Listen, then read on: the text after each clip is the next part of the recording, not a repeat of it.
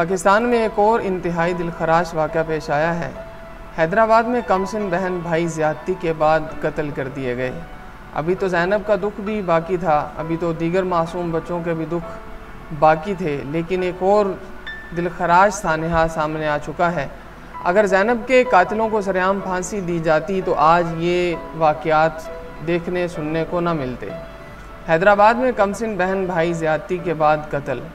हैदराबाद में कमसिन बहन और भाई को ज़्यादती के बाद कत्ल कर दिया गया। लवाहिकीन ने लाश सड़क पर रख कर एहतजाजी मुजाहरा किया और मुलजमान को गिरफ़्तार करके सरेआम फांसी देने का मुतालबा किया।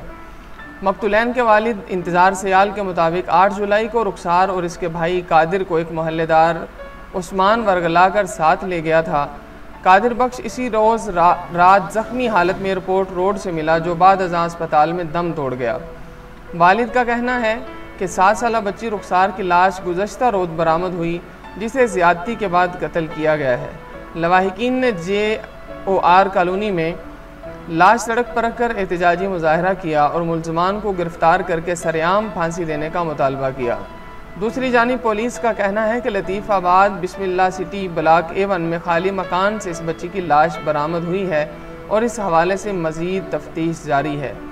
अल्लाह रब्बुल इज़्ज़त हमारे पाकिस्तान के हाल पर रहम करे और ऐसे दरिंदों से हमारी जान छुड़ाए।